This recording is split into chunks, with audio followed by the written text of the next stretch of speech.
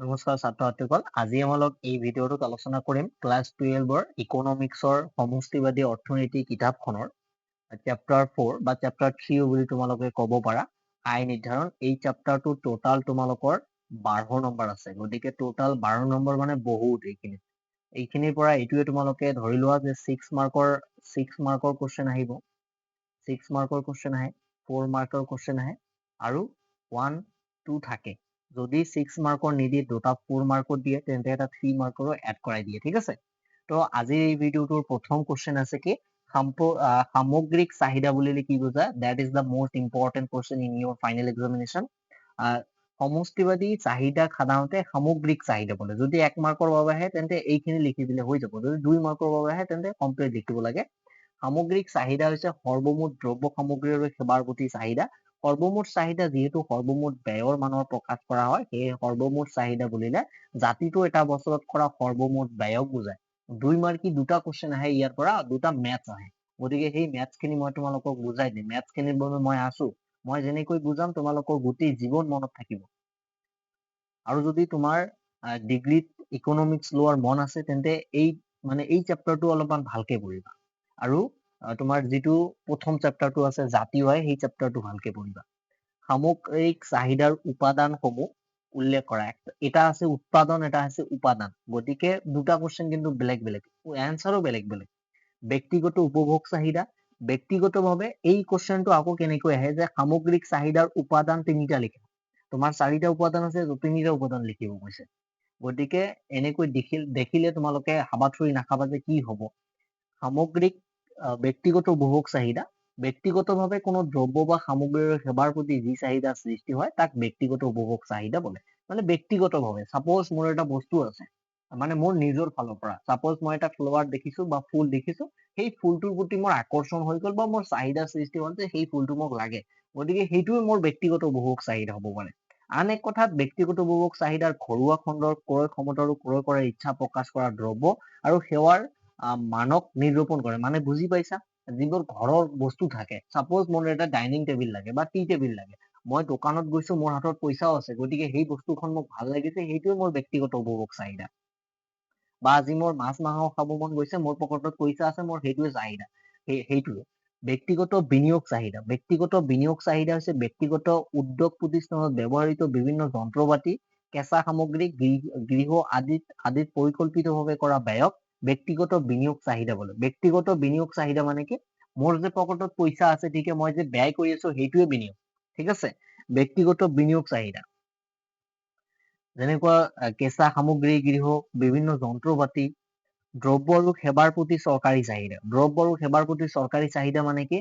চৰকাৰে যে আমাক বানপানীৰ সময়ত ৰিচেন্টলি তোমালোকে হয়তো গমেই পাইছা যে শিৱসাগৰ, নাজিৰা, চৰাইদেউত যে বানপানীৰ সমস্যা হৈছে, গতিকে সেই বানপানীত কিন্তু চৰকাৰৰ ফালৰ পৰা এটা ৰিলিফ গৈছে। যিটোৱে নহওক কিয় সেইটো ৰিলিফে হয়, গতিকে ৰিলিফ গৈছে, সেইটোৱে হৈছে কিন্তু দ্ৰব্য আৰু সেৱাৰ প্ৰতি চৰকাৰী চাহিদা। যেতিয়া জনকল্যাণৰ বাবে তথা সাধাৰণ লোকৰ অভাৱ পূৰণৰ বাবে চৰকাৰে পৰিকল্পিতভাৱে দ্ৰব্য আৰু সেৱা কাৰ্যত যি ব্যয় কৰে তাক চৰকাৰী চাহিদা বোলে। জনসাধাৰণৰ সেৱাৰ বাবে স্থাপন কৰা স্কুল, চিকিৎসালয়, পৰিবহন ব্যৱস্থাত আদি কৰা ব্যয় চৰকাৰী চাহিদাৰ অন্তৰ্গত। গতিকে মই যিখিনি কথা কৈছো, জাষ্ট মই তোমালোকক ওলোটা দি বুজাই দিছো, মানে বেলেগ কথা দি বুজাই দিছো, ইয়াত বেলেগ কথা লিখা আছে, কোনো কথা নাই। মোৰ কথাখিনি যদি বুজি পাইছা, সেইখিনিয়ে তুমি পৰীক্ষাত লিখিলে ভাল এটা নম্বৰ পাবা। প্ৰকৃত চাহিদা, প্ৰতিখন দেশে আৰ্থিকভাৱে আন এখন দেশৰ ওপৰত নিৰ্ভৰশীল থাকে। এইটো কমপ্লিটলি, তাৰ কাৰণ কি? বেলেগ দেশে আমাৰ যে চাহপাত আছে, সেই চাহপাতত নিৰ্ভৰ আছে। সাপোজ এনেকুৱা বাদ দিয়া, আমাৰ অসমত কি উৎপাদন বেছি হয়? চবতকে চাহ উৎপাদন বেছি হয়। সাপোজ চাউথ আফ্ৰিকাত তোমালোকৰ ধৰা কাপোৰ বেছি উৎপাদন হয়, সেয়ে মই কৈ আছো কাপোৰ উৎপাদন হয়, গতিকে আমাৰ অসমে চাউথ আফ্ৰিকাত নিৰ্ভৰ কৰি আছে, আকৌ চাউথ আফ্ৰিকা আমাৰ ওপৰত নিৰ্ভৰ কৰি আছে। গতিকে সেইটোৱে যে প্ৰতিখন দেশে, মই এটা ৰাজ্য দি বুজাইছো, দেশো একেই কথা। প্ৰতিখন দেশে আৰ্থিকভাৱে আন এখন দেশৰ ওপৰত নিৰ্ভৰশীল, গতিকে এনে ক্ষেত্ৰত দেশ দুখনৰ মাজত আমদানি আৰু ৰপ্তানি কাৰ্যই প্ৰভাৱ বিস্তাৰ কৰে। যেতিয়া সামগ্ৰী বা সেৱা এখন দেশে আন এখন দেশলৈ ৰপ্তানি কৰে, তেতিয়া প্ৰয়োজনীয়তাৰ বাবে বেলেগ সামগ্ৰী আন দেশৰ পৰা নিজ দেশলৈ আমদানি কৰাও পৰিলক্ষিত হয়। আমদানি আৰু ৰপ্তানি মানে কি বুজি পাইছা? আমদানি আৰু ৰপ্তানি মানে কি বুজি পাইছা না? মই বুজাই আছো তোমালোকক।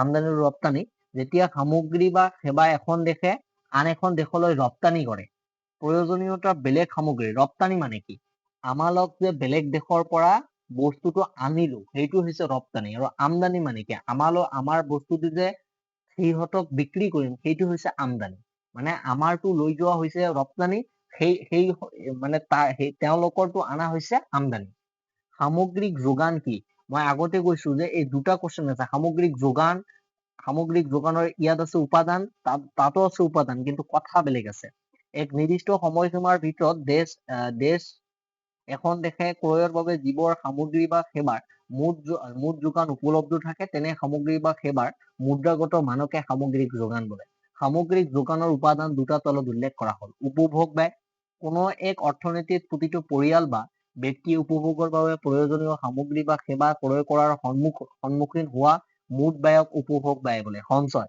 প্ৰতিজন ব্যক্তিয়ে সঞ্চয় আৰু উপভোগ কৰোঁতে আয়ৰ ওপৰত নিৰ্ভৰশীল কৰিবলগীয়া হয় তাৰ কাৰণ কি মোৰ যদি ইনকাম সাপোজ 10,000 টাকা থাকে মই তাৰ পৰা 1,000 টকাহে সেভিং কৰিব পাৰিম মোৰ ইনকামে যদি 5,000 টাকা থাকে মই তাৰ পৰা কি সেভিং কৰিম তেন্তে মই তাৰ পৰা 500 টকা সেভিং কৰিম আয়ৰ এটা অংশ আকৌ উপভোগৰ বাবে ব্যয় কৰে আনটো অংশ সঞ্চয় হিচাপে ৰাখে গতিকে এনেদৰে সামগ্ৰীৰ সেৱা উপভোগত ব্যয় কৰাৰ পিছত যি অংশ হাতত জমা থাকে তাক সঞ্চয় কৰে আজিৰ এইটো মোষ্ট ইম্পৰ্টেণ্ট নোট এইটো তোমালোকে লিখিবা এপিসি এপিএছ এমপিসি এমপিএছ এইটো তোমালোকৰ মেথছত লাগিব গতিকে মই এইখিনি দি আজিৰ ভিডিঅ'টো সমাপ্ত কৰিম বাকি মই পিছত মেথছটো আলোচনা কৰিম ঠিক আছে এপিসি মানে কি এভাৰেজ প্ৰপেনচিটি টু কনজিউম গড় উপভোগ প্ৰৱণতা এইবিলাক ফৰ্মুলা আছে মই দিম বাৰু সেইবোৰ APS average propensity to save গড় সঞ্চয় প্ৰৱণতা MPC marginal propensity to consume MPS marginal propensity to save প্ৰান্তিক উপভোগ প্ৰৱণতা প্ৰান্তিক সঞ্চয় প্ৰৱণতা গড় উপভোগ মানে কি গড় মানে তোমালোকে জানাই যে তাৰ যিটো গড় আছে আৰু প্ৰান্তিক মাৰ্জিনেল মানে কি প্ৰান্তিক একেবাৰে শেষৰ আৰু গড় মানে কি মাজ বৰাবৰ মানে ভাগ কৰাৰ পিছত যিটো আহে সেইটো প্ৰান্তিক বুজি পাইছে এতিয়া নিশ্চয় বুজি পাইছা যিহেতু একেবাৰে ঘৰুৱা ভাষাতে কৈ দিলো তোমালোকক ছাত্ৰ ছাত্ৰীগণ প্ৰান্তিক উপভোগ প্ৰৱণতা কাক বোলে এইবোৰ মই নেক্সট এটা ভিডিঅ'ত আলোচনা কৰিম ঠিক আছে